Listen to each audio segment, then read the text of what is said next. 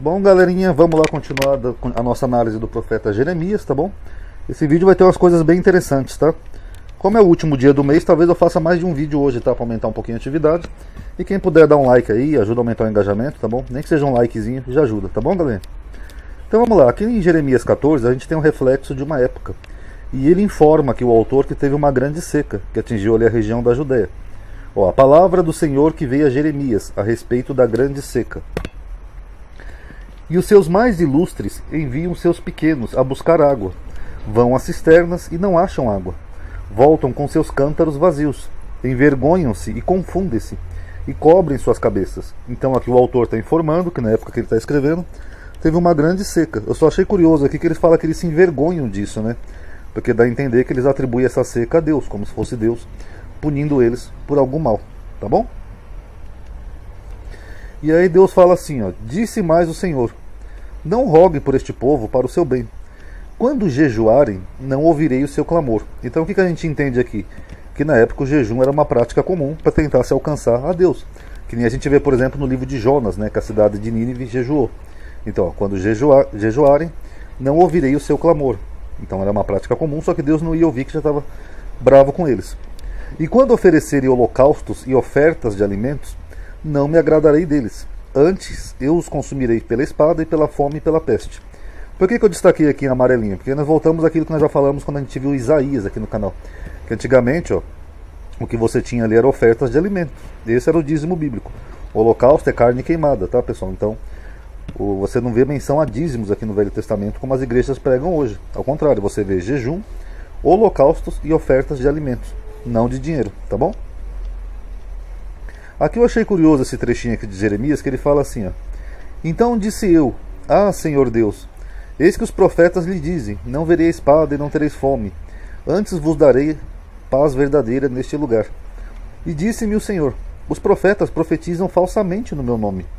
Então, curioso, né? Os profetas usavam o nome de Deus, eles literalmente profetizavam, mas eram profecias falsas. Nunca os enviei, nem lhes dei ordem, nem lhes falei. Visão falsa e adivinhação. Então é curioso que se é uma visão falsa, dá a entender que esses profetas também tinham visões, como a gente vê, por exemplo, as visões de Ezequiel, as visões de Daniel, etc. Então eles tinham visões, mas eram visões falsas. Aí eu pergunto, se eles tinham visões, ainda que falsa, quem que fazia eles terem essas visões? Porque os profetas reais, os da Bíblia, a gente entende que era Deus que dava essas visões para eles. E os falsos profetas?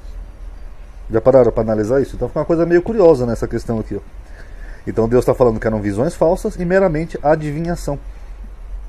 Inclusive tem pastores aí na internet, né, que fazem até hoje, né, falsas adivinhações, falsas profecias. Não vou nem citar nomes, sabe, para evitar de destoar o vídeo, mas todo mundo sabe de que eu estou falando. E vaidade, e o engano do seu coração, é o que eles vos profetizam. Portanto, assim diz o Senhor acerca dos profetas, que profetizam no meu nome, sem que eu os tenha mandado, e que dizem: nem espada, nem fome haverá nesta terra. A espada e a fome serão consumidos esses profetas.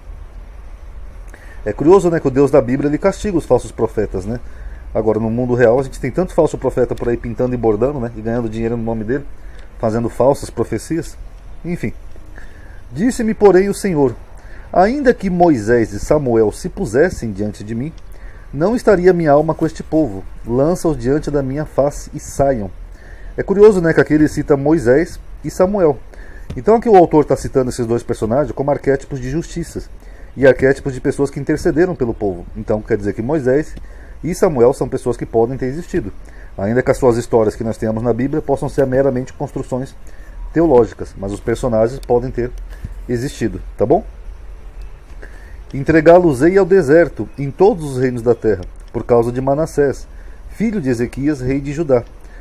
Só voltar aqui de novo aqui na questão de Moisés, pessoal, e Samuel, é que é curioso que é a primeira vez aqui que Jeremias menciona o nome de Moisés. Mas vocês notaram que em nenhum momento ele menciona a lei de Moisés? Ele sempre fala a lei de Deus ou a minha lei, mas nunca a lei de Moisés. Mas aqui ele tinha conhecimento de um tal de Moisés, mas ele não atribui a ele a lei. Então, só uma curiosidade. E aqui eu destaquei aqui só para mostrar a época em que o autor está escrevendo, porque naquele último vídeo lá do Rio Eufrates, teve até um rapaz que comentou aqui que Jeremias podia estar no cativeiro, né? Que Jeremias é considerado um profeta do cativeiro, né? Pelo meio religioso. E é uma hipótese que aquele capítulo que nós vimos no vídeo anterior seja uma construção mais recente. Eu acho até que eu mencionei isso no vídeo. Mas só que aqui nesse capítulo 15 a gente vê que ele não está no cativeiro, ele está ainda em Judá. Porque ele está na época de Manassés, que era o filho de Ezequias. E Manassés sim, foi levado cativo, com ganchos, tal, não sei o que, mas enquanto ele está escrevendo aqui, dá a impressão que ele está na época ainda desse rei Manassés, tá bom? Tanto que é por causa dele que Deus ia castigar Jerusalém. Aqui Deus proíbe o profeta de ter filhos. E veio em mim a palavra do Senhor dizendo: não tomarás para ti mulher, nem terá filhos nem filhas neste lugar.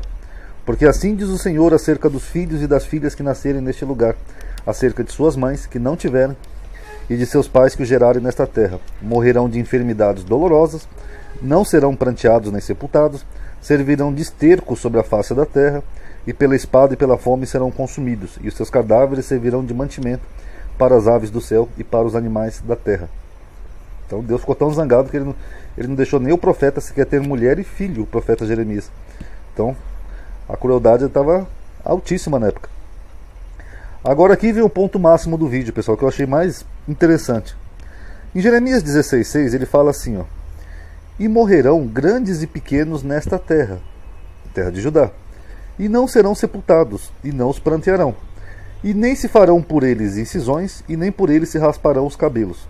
Então o autor está informando aqui que era comum, ou deveria ser uma prática comum, quando alguém morresse, se fazer incisões e raspar os cabelos. Deveria ser algum tipo de sinal de luto, ou algum ritual de luto pelos mortos. Então deveria ser uma prática aceita por Deus. Aí Deus castiga e fala: ó, depois que esse pessoal maligno morrer, que eu estou com tanta raiva deles, vocês não vão fazer mais isso, tá? Nem incisão, nem raspar o cabelo. Dando a entender que Deus estava com raiva daquele povo. Só que tem o seguinte: esse negócio de incisão pelos mortos é um negócio que é proibido pela Torá. Está aqui em Levítico 19:28. Ó: pelos mortos não darei golpes na vossa carne, nem farei marca alguma sobre vós, eu sou o Senhor. Eu já mostrei isso daqui num vídeo sobre tatuagem que eu fiz aqui no canal, onde eu expliquei que isso aqui de dar golpes na carne era um ritual pagão, né, de outros povos que eles faziam pelos mortos, de fazer incisões na pele, né, que até hoje em dia as pessoas pensam que é tatuagem, mas não tem nada a ver. Era um ritual que eles faziam pelos mortos, e por isso que aqui em Levítico Deus está proibindo. Se eu lembrar, eu vou tentar colocar na tela final desse vídeo aqui, tá bom? Só que é o seguinte, aqui segundo Jeremias, dá a impressão que não tinha essa proibição. Na verdade aqui Deus só está proibindo eles de fazer aqui, porque Deus está com raiva deles, mas que deveria ser uma prática comum. Então como é que fica, pessoal? Então, se vocês estão entendendo, dá a entender que aqui era uma prática comum de se fazer pelos mortos, no meio de Israel, e só depois que vem a proibição, porque Levítico é bem mais recente, Levítico é pós-Babilônia, pelo menos a forma final de Levítico, tá bom? Aqui eu já mostrei também no outro vídeo sobre reencarnação, analisando uma hipótese desse versículo, que Deus fala que pagaria em dobro a maldade e o pecado daquele povo. Porque aqui fica meio confuso, né? Como é que é pagar em dobro, né? Que é duas vezes. O termo hebraico, se não me engano, é mishne, é dobro, duas vezes a maldade do povo. Alguns acham que é só um superlativo, ou seja, que Deus ia castigar muito, muito aquele povo, e outros acham que Deus pagaria duas vezes. Alguns até atribuem as duas quedas do templo de Jerusalém, porque o templo de Jerusalém caiu duas vezes, aqui na época do profeta Jeremias, e depois ele caiu na época do período romano. Então, tirem aí suas conclusões, tá bom? Esse versículo aqui de Jeremias, agora já finalizando o vídeo, eu já usei muito esse versículo em grupos de WhatsApp, porque eu acho ele muito, muito interessante, e acho que esse versículo ele joga um balde de água fria no cristianismo.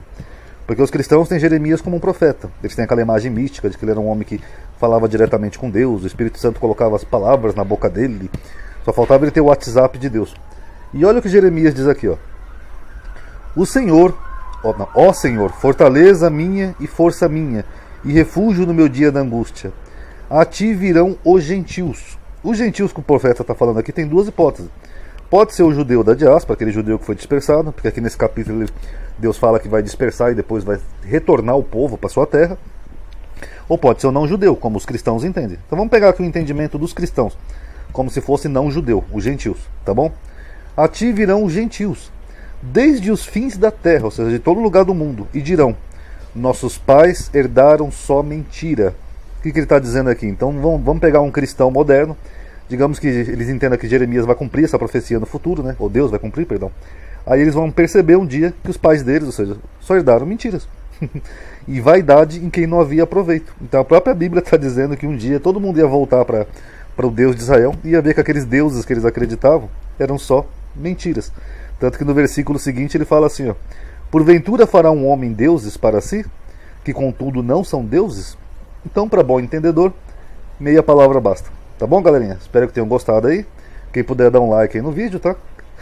Obrigado por ter assistido. Paz a todos.